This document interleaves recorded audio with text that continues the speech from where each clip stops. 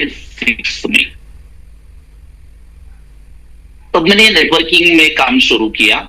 2006 में मैंने ये आयुर्वेदिक का खुद का प्रोजेक्ट शुरू किया। ये 2000 से 2012 तक मैंने प्रोलाइट नाम से एक बहुत ही अच्छा कॉन्सेप्ट लॉन्च किया था और वो मार्केट में चल रहा था। ये अपना पूरा पश्चिम महाराष्ट्र जो एरिया है, इस एरिया में हर गांव तक हम लोग पहुंचे थे और वहां के लोग अभी भी हमारे प्रोडक्ट मंगा रहे हैं और बहुत खुशी से वो काम कर रहे हैं। तो आयुर्वेद का ये प्रोजेक्ट मैंने, आयुर्वेद बेस्ड का ये प्रोजेक्ट मैंने 2006 में चालू किया। 2014 में मैंने तय किया कि अभी अपने को खुद का मैन्युफैक्चरिंग यूनिट चालू करना चाहिए। उसकी वजह ये थी कि प्रोडक्ट की क्वालिटी या प्रोडक्ट का जो सप्लाई है, जो हमें जितना देना है उतना हम दे सकते हैं, ये इसके पीछे की एक वजह थी। दूसरी एक बात थी कि देखो, नेटवर्क मार्केटिंग में हम जो काम करते हैं, जो प्रोडक्ट लाते हैं, वो एक एक्स्ट्रा ऑर्डिनरी प्रोडक्ट होना जरूरी होता है। तो उस विजन से मैंने एक टेक्नोलॉजी ढूंढी जो वैक्यूम फ्रीज, जिस टेक्नोलॉजी को अपन वैक्यूम फ्रीज ड्राइंग टेक्नोलॉजी बोलते हैं, ये टेक्नोलॉजी लेके मैं 2014 में खुद का मैन्युफैक्चरिंग यूनिट चालू किया और एक प्रोडक्ट से अभी तक हमने 60 प्रोडक्ट बनाए हैं, जिन सभी के हमने लाइसेंस लिए हुए। मैंने जो मेरे करियर का शुरुआत किया था वो नेटवर्क मार्केटिंग के थ्रू किया था और मुझे वो टाइम पे ये विजन आ चुका था कि नेटवर्क मार्केटिंग के माध्यम से मैं बहुत स्पीड से लोगों तक पहुंच जाऊंगा। बस मेरे को जब तक मेरा खुद का मैन्युफैक्चरिंग यूनिट मैं स्टार्ट नहीं करता और कुछ क्वांटिटी के प्रोडक्ट में नहीं बनाता, तब तक मैं किसी बड़े प्रोजेक्ट को जाना नहीं चाहता था। और ये लॉकडाउन के पीरियड में ये मैंने तय किया था कि बस अभी एक बहुत बड़ी प्रोजेक्ट के लिए अपने को जाना है। अपने को नेटवर्क मार्केटिंग क्या है ये मालूम है, हम कर चुके हैं। ये प्रोजेक्ट कैसा रन करना चाहिए ये अपने को मालूम है और अपना भी खुद का प्रोडक्ट है। सो मैंने ये निर्णय लिया कि अभी अपने को नेटवर्क मार्केटिंग के थ्रू ही जाना है, क्योंकि यही सबसे स्पीड में चलने वाला अभी का बिजनेस है। इसके ऊपर मैं थोड़ा डिटेल में एक्सप्लेन करूंगा। अपनी जो अभी नेटवर्क मार्केटिंग में हमने प्रोडक्ट प्रमोट किए वो 58 प्रोडक्ट है। उसमें 6 प्रोडक्ट ऐसे है जो आयुर्वेदिक प्रोप्राइटरी मेडिसिन है।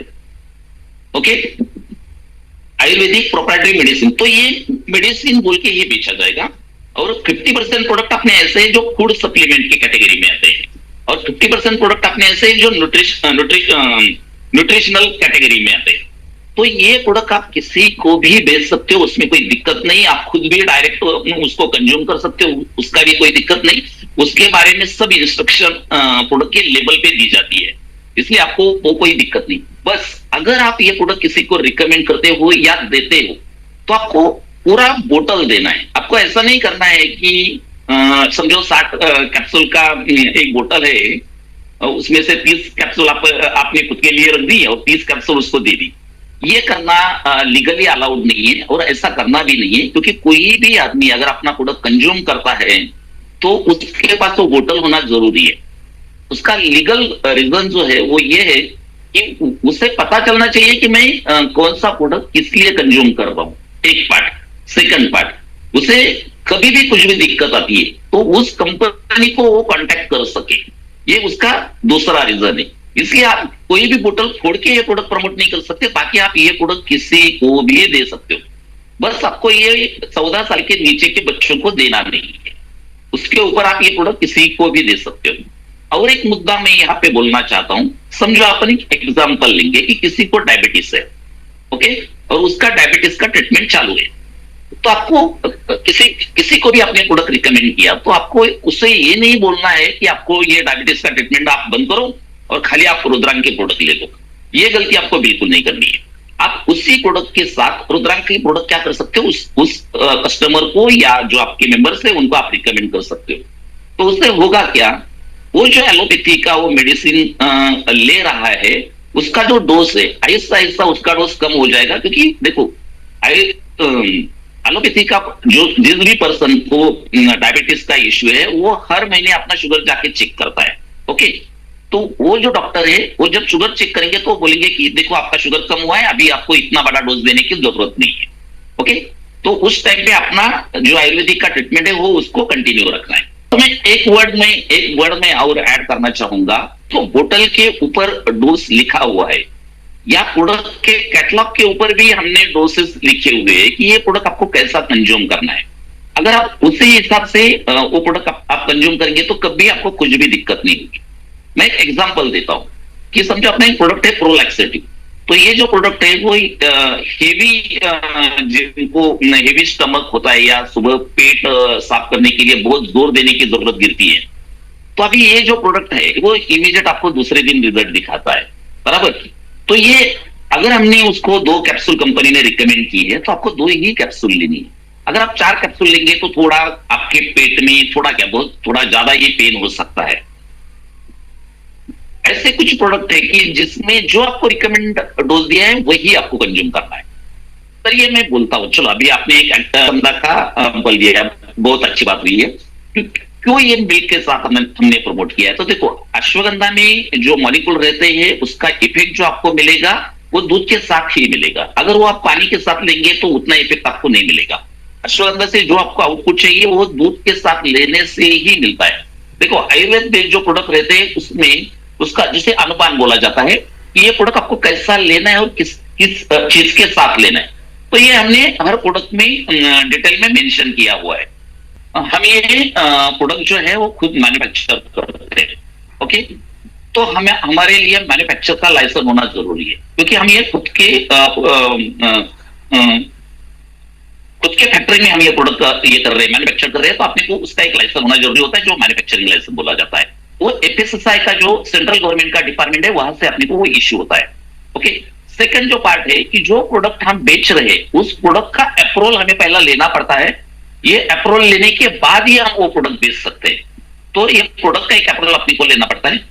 तीसरा एक लाइसेंस ऐसा होता है कि क्या आप डिस्ट्रीब्यूटर अपॉइंट कर सकते हो, रिटेलर अपॉइंट कर सकते हो, तो उसका भी लाइसेंस हमने लेके रखा है, सेंट्रल गवर्नमेंट का लेके रखा है। हम स्टॉकिस्ट अपॉइंट कर सकते हैं, होलसेलर अपॉइंट कर सकते हैं, डिस्ट्रीब्यूटर अपॉइंट कर सकते हैं, रिटेलर अपॉइंट कर सकते हैं। और अभी हम नेटवर्क मार्केटिंग के थ्रू भी काम कर रहे हैं। तो उसमें देखो, आप कंपनी की वेबसाइट पे जाएंगे या आप ऐप पे जाएंगे, वहां से आप प्रोडक्ट परचेस करोगे। तो अगर आप ऑनलाइन पे प्रोडक्ट परचेस करते हो तो इसके लिए सेंट्रल गवर्नमेंट का एक ई कॉमर्स का लाइसेंस लेना पड़ता है। तो एक ई कॉमर्स का एक लाइसेंस हमने ले लिया है। हमें इतने ही लाइसेंस बंधनकारक है लीगली बिजनेस करने के लिए। अभी आपने एक वर्ड बोला मेरे को कि आईडीएसए। देखो सर, आईडीएसए ये जो संस्था है ये एक प्राइवेट संस्था है। इसके मेंबर कौन लोग हैं? तो जो जो कंपनीज इंडिया में काम कर रही है वही कंपनी यहाँ पे मेंबर्स है। ये कुछ गवर्नमेंट की रजिस्टर्ड संस्था नहीं है, प्राइवेट ऑर्गेनाइजेशन है। तो अगर आप लोग बोल रहे हो कि सर यहाँ पे हमें रजिस्टर्ड होना है तो कोई दिक्कत नहीं, हम वो भी कंप्लीट कर लेंगे। बोल दी कि देखो, मैं 1996 से इस फील्ड में हूं, तो मैंने इस फील्ड में एक देखा है कि कोई भी प्रोडक्ट आप अगर कुछ एक्स्ट्रा ऑर्डर ही प्रोडक्ट प्रमोट करते हो तो नेटवर्क मार्केटिंग में उसको अच्छा रिजल्ट आता है। जब मैंने दिमाग में तय किया था कि अब भी मैं खुद का मैन्युफैक्चरिंग यूनिट चालू करूंगा, तब भी पहले 2 साल तो मैं खाली ये सोच रहा था कि जो बाकी लोग कर रहे हैं। देखो, पुणे में आयुर्वेदिक फैक्ट्री अगर बोलेंगे ना सर, तो पुणे डिस्ट्रिक्ट में टोटल 78 मैन्युफैक्चरर्स है। तो मैं और एक उसमें मैन्युफैक्चरिंग यूनिट डालूंगा तो वो हालत क्या होगा? तो पूरी दुनिया में कितने एक मैन्युफैक्चरर रहेंगे? तो मैं मुझसे भी प्रोडक्ट लेके ये कर सकता था। तो मैंने एक बात सोची कि मुझे मार्केट में अगर आना है तो मुझे कुछ अलग लेके आना पड़ेगा। तो मैंने 2 साल तक ये सब ढूंढा, तो उसमें मेरे को वैक्यूम ब्रीदिंग टेक्नोलॉजी का पता चला। अभी ये दुनिया में जर्मनी और चाइना, ये दो कंट्रीज में ये टेक्नोलॉजी से मशीन बनाई जाती है।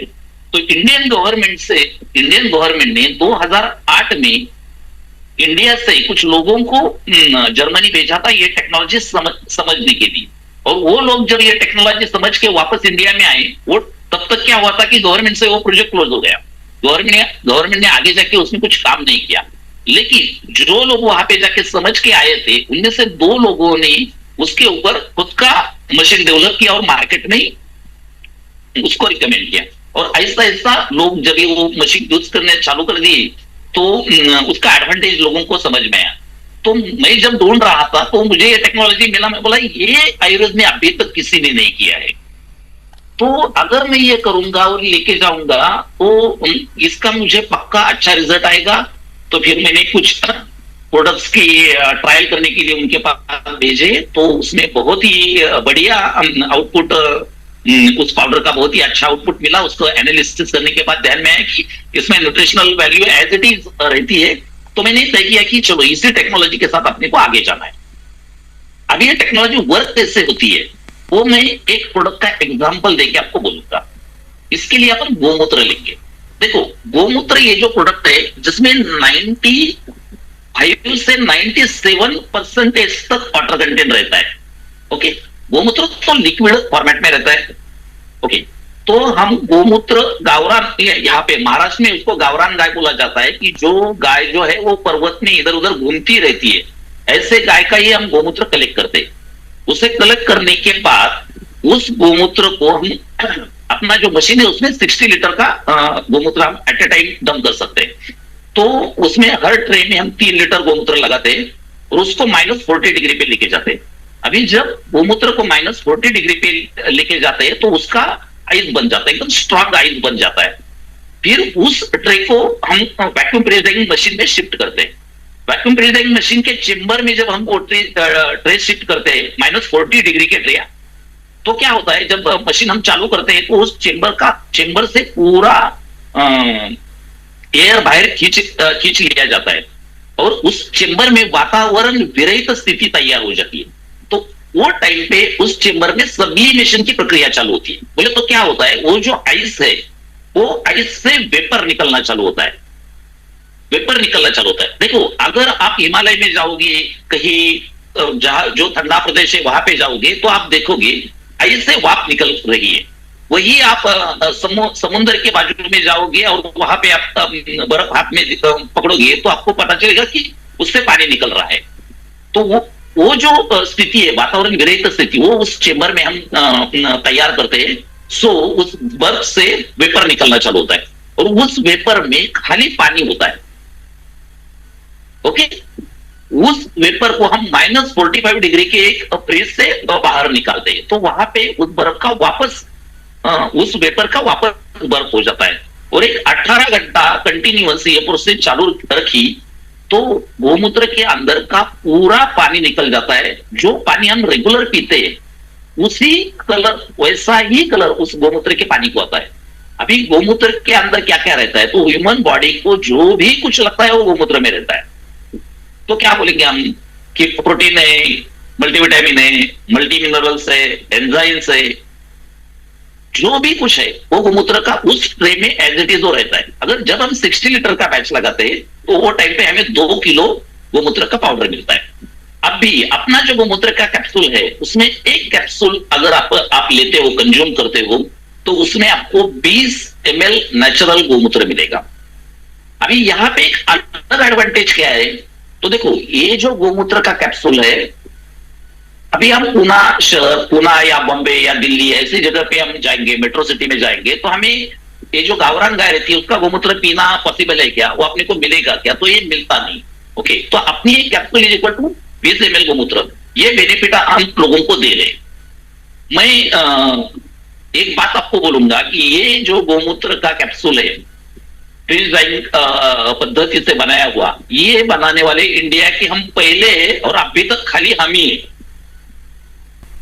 कि कुछ भी हो जाए, जो भी डिस्पैच होगा ये पुणे से ही होगा। पुणे में बहुत सारी एमएलएम कंपनीज है जो अपना प्रोडक्ट भारत भर पहुंचा देगी। स्पीड पोस्ट को हमने आज ही कर लिया है। स्पीड पोस्ट से एक बंदा ऑफिस में आएगा, जितने भी स्पीड पोस्ट के पार्सल है यहां से लेके जाएगा। तो आप कहीं से भी ऑर्डर करो, आपको ये प्रोडक्ट होम डिलीवरी ही मिलेगा। तो कंपनी का कोई ऐसा प्लान नहीं है फ्रेंचाइजी दे जाए, उसमें लीगलिटीज का भी बहुत इश्यू होता है और इसमें मैंने नेटवर्क मार्केटिंग में बहुत प्रॉब्लम भी देखे ये फ्रेंचाइजी वाइज। तो आपने को इसमें नहीं जाना है सर। कितना रोज का 10,000 सेल होने दो, वो भी अपन पुणे से ही डिस्ट्रीब्यूट करेंगे। तो एक मैन्युफैक्चर जो होता है ना, उसको प्रोडक्ट बनाना उसकी भूख होती है। आप कितना भी बेचो मैं उतना बना के दे दूंगा आपको, आप उसकी फिक्र मत करो सर।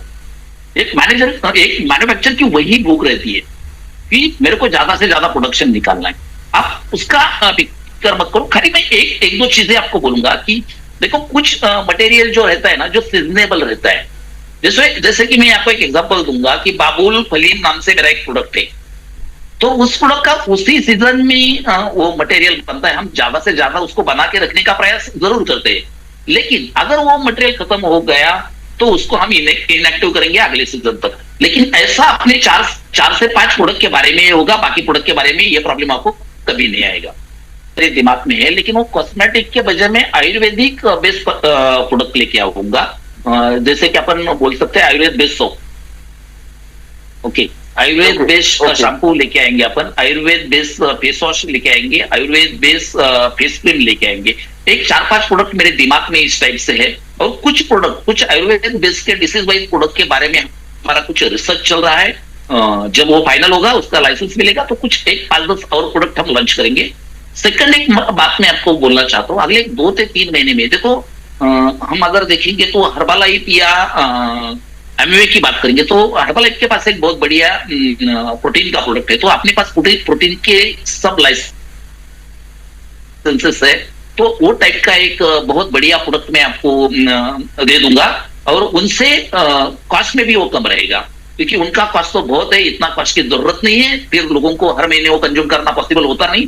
अपन जो प्रोडक्ट लेके आएंगे वो मार्केट में लोगों को वो ले सकेंगे, बार बार उसको परचेस कर सकेंगे, ऐसा प्रोडक्ट अपन लेके आएंगे। इसलिए मैं बोलूं क्या सर, जो मेरा 25 साल का नेटवर्क मार्केटिंग का एक्सपीरियंस है ना, कोई मालिक बिजनेस बंद नहीं करता। समझो उसका कुछ कैलकुलेशन में प्रॉब्लम हो गई, कहीं पे मैंने देखा है कि लीडर निकल गए, कहीं पे मैंने देखा कि उसको लीगल इश्यू आ गए, इसके कारण एक्चुअली बिजनेस बंद होता है। देखो, अगर कहीं पे धंधा हो रहा है तो कोई क्यों बंद करेगा उसको, ओके। तो इसमें क्या है, आपको लीगलिटी फुल प्रूफ करनी चाहिए। अगर आप उसके ऊपर पक्का रहोगे, गवर्नमेंट के जो टैक्सेस रहते हैं वो अगर आप टाइम टू टाइम पे कर रहे हो, तो आपको गवर्नमेंट से कोई दिक्कत नहीं आती। सेकंड, अगर आप लोग सब बिजनेस करके दे रहे हो मेरे को, तो मैं उसको क्यों बंद करूंगा।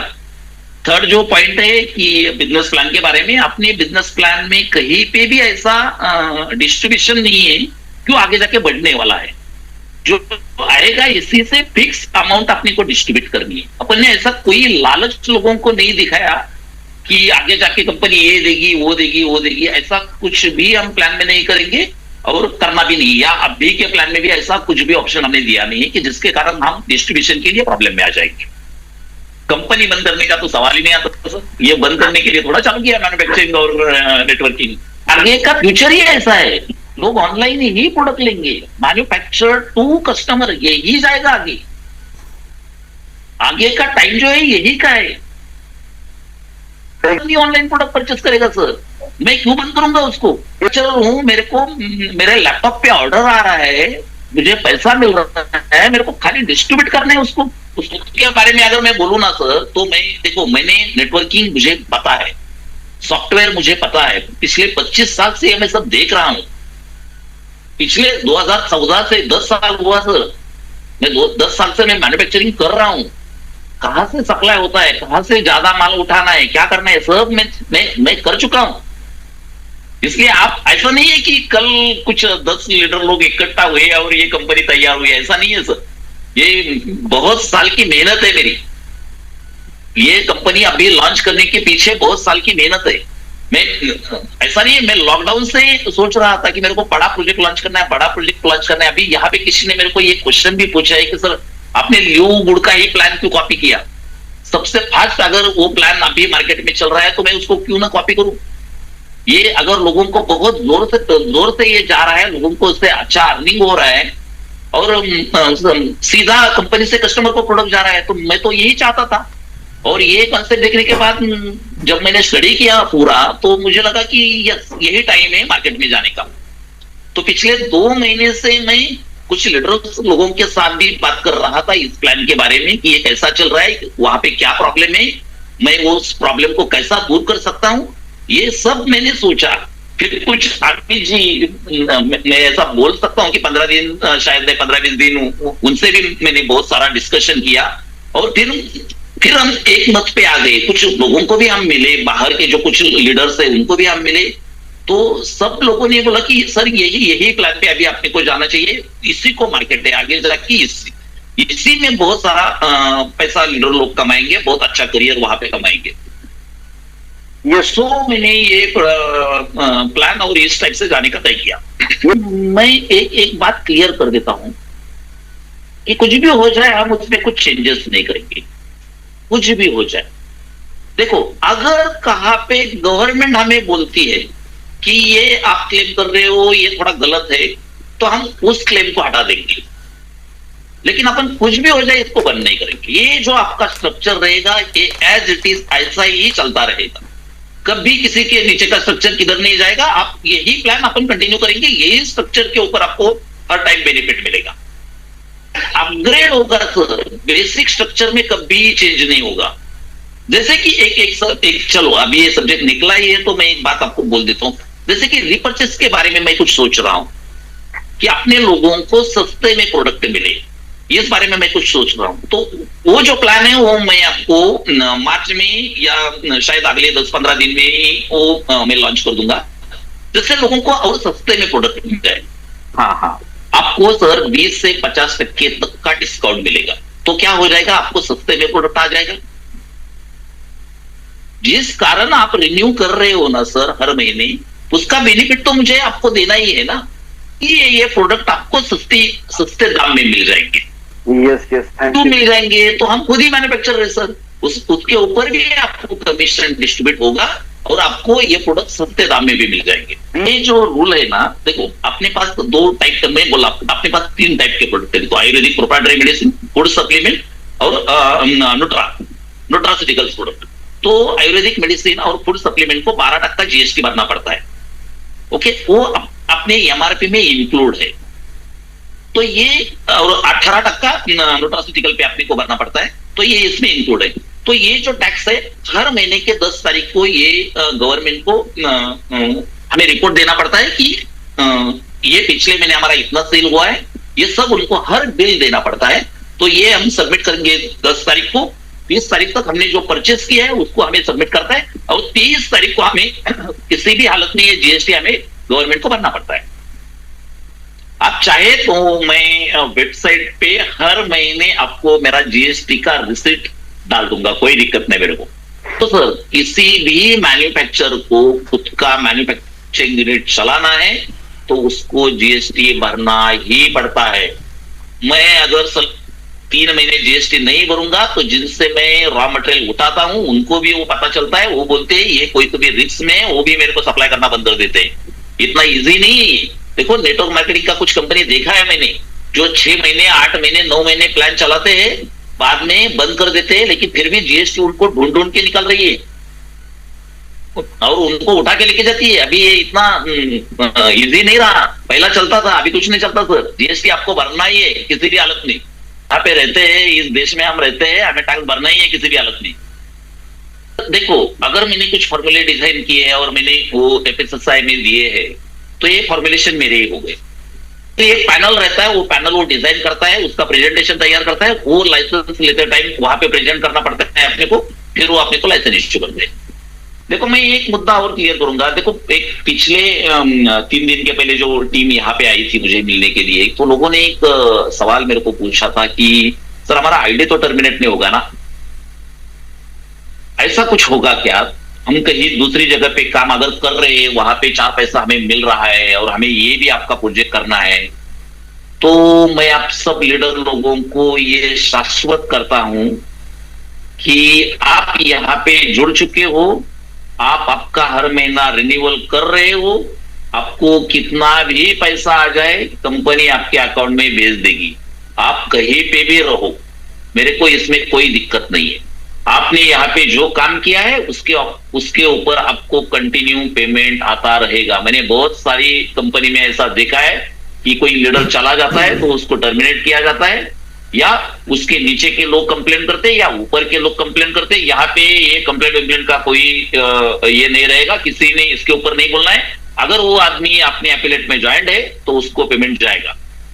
खाली अगर वो कहीं ऑनलाइन कुछ गलत डाल रहा है, कुछ गलत उसका हलचल अगर अपने को दिखेगा तो ही उसका अकाउंट सस्पेंड होगा, नहीं तो नहीं होगा। ये चाहे तो मेरा वर्ड आप रिकॉर्ड करके रखो।